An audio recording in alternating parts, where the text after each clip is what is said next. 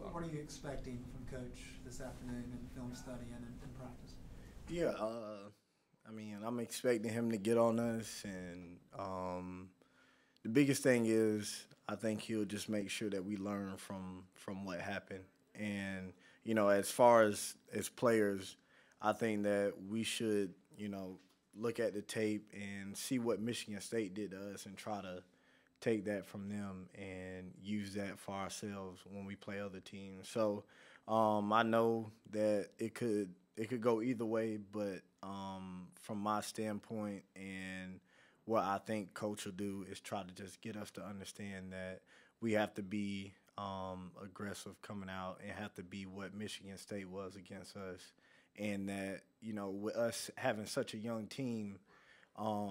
Michigan State was more experienced than we were, and so for the younger guys, that would be kind of a teaching tool to show that's how we want to play defense and that's how we want to be when we play against other teams. So. He was talking earlier about how last year at Georgia Tech, for example, there's been a handful of games where you've had this type of performance.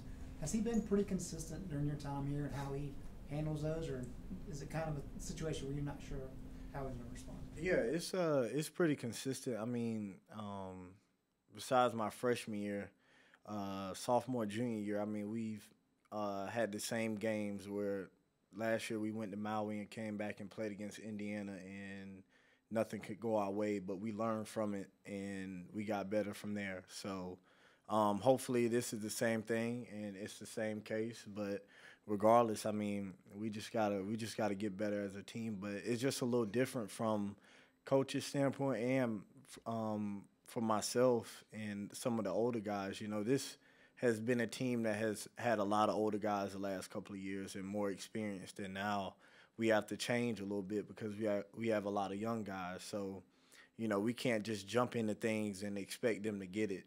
It's going to take a little time, but, with Coach, with 35 or 36 practices, he expects the freshmen to grow up a little bit. And so while we do want to go slow to try to help them, at the same time, they have to be able to learn. So hopefully, it's one of those deals where it's just one of those games where we can learn from and get better.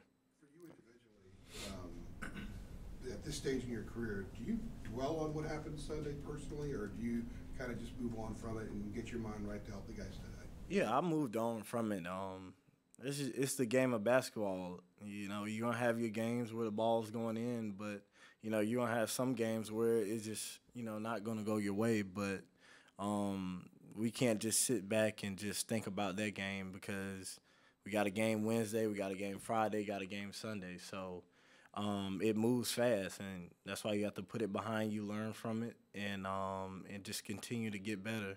And with me being here 4 years now, I mean, I've learned that, and I'm just trying to get the guys to understand that we can't sit back and just think about it. We have a challenge, and we can either come back here today and hang our heads, or we can go out on the court today and get better in practice. And I'm just trying to get them to understand that that's the way we need to go, is just try to get better from it. You mentioned the 30-something practices. How would you say, where would you say Jalek is at this point in terms of his progression from that? Yeah, it's just the point guard is the hardest position, and I understand what he's going through and trying to figure out everything that's going on, because as a point guard, you not only need to know what you're doing, but what everybody else is doing. And then when things get tough, you have to be the one that calms everybody down. And through it all, you still have to think and make sure you're getting your teammates in the right plays. And it's just a lot going on. And he's struggling a little bit with it now. But, I mean, that's expected. My freshman year, I was struggling at this time as well. But as the year goes on, he'll just get better and better. But it's just a lot going on as a point guard, and it's not easy to take on that task. But I think he's done a pretty good job of trying to get adjusted to it. But it'll take a little time, and hopefully come ACC play, it'll be a little easier. But it's just really tough. Joel, I don't know how much you've gotten into Michigan, but they have 3 different point guards who play 3 very different ways. what kind of challenge does that pose of kind of just knowing tendencies when they're cycling in a different guy almost every 5 minutes? I mean, I don't know too much about their team. I haven't been watching much college basketball besides the PK80 tournament. But, you know, it's whatever they do, we just have to make sure we stick to what we're doing. That's the biggest thing. We can't let a team, you know, dictate our pace and what we want to do as a team on the defensive and offensive end. So, regardless of them, like you said, rotating out 3-point guards or whatever it is, we just got to continue to stick to what we want to do. And if we do that, we'll be just fine. So, how much has your hand injury affected your shooting so far? I wouldn't say it affected my shooting. I mean, I just getting the touch back is the biggest thing. I mean, it's hard to say it affects my shooting because I went to Stanford and shot the ball pretty well. I shot it okay in the tournament we just came from, so it's kind of hard. But I mean, to me, it feels good. Just getting back into the pace of things, that's the biggest thing. But I had a little battle this weekend, just with going all the way to the West Coast. It's tiring and it's not easy at all, especially playing 3 games in 4 days. It's not easy, and battling a little cold. And so it was a lot of factors that went into what happened Sunday. But overall, my hand is feeling good, and I think I'm shooting the ball pretty well. So. You mentioned going like slower in practice with the freshmen, the younger guys, and you've had veteran big men like with Bryce and then Kennedy and Isaiah. Well, is it kind of frustrating having 3 younger guys who obviously aren't as experienced as the guys you've worked with previously?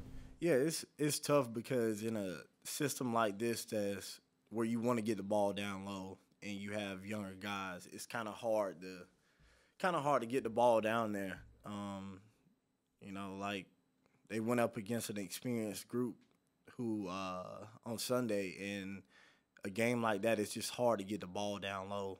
And so that's why we just don't want to be a guard-dominant team. We want to have guys where we can get the ball inside and have that attack from the inside and outside. And that's what has made us great in the last couple of years, is that we had that inside-outside attack. And, you know, with not having as much size as we did the last couple of years, with Luke being a stretch 4 and Garrison, you know, not being as tall as Kennedy or athletic as Isaiah, it just hurts us down low. But we just got to get those guys to buy in to what's going on. And the biggest thing is just giving effort.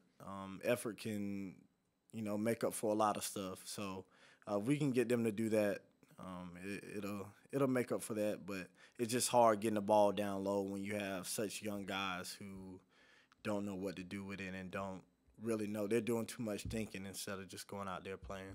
So. After the West Coast road trip, and by Sunday y'all will have played 6 games in 11 days, is there some long-term benefit to kind of having the schedule packed up like that at the beginning as far as team building? Yeah, I think so. Just going on a trip like that, it can always do good for a team, regardless if there's a little bit of negative stuff in there. But overall, I think it was a pretty good trip for us. And, I mean, it's just all about team bonding and building that chemistry. And that's one thing that we pride ourselves on, is just having that chemistry, being able to enjoy each other, have fun off the court, but also be able to get ready when it's game time. And I know I always talk about the last year and sophomore year, but it just always goes back to that, because those are our good years, and that's what we kind of want to replicate, you know, going from year to year. And so if we can get the guys to just come together and have that team chemistry off the court, it'll help us on the court as well. Did you learn anything about any players or teammates in 11 days off the court? I kind of knew them just because we spent a lot of time with them over the summer coming in. But it was just a lot of laughing, a lot of joking around. You know, we got some characters on our team. Brandon Huffman, he's one of them. He's a pretty funny guy. But, you know, all the younger guys, they're great. And I got a chance to just spend some time with them off the court this week. But overall, I kind of knew them coming into this week, but it was just good to see them go on the road for the first time and see how they handled it. So, Nike or Facebook, what was the better trip? oh, well, I had already been to the Nike campus when I went to the Hoop Summit 4 years ago. So Facebook and Instagram was pretty cool just to see how you can build your brand through social media and how people can, how you can interact with people with that and get people to know who you are and stuff. So it was pretty cool and interesting to see that.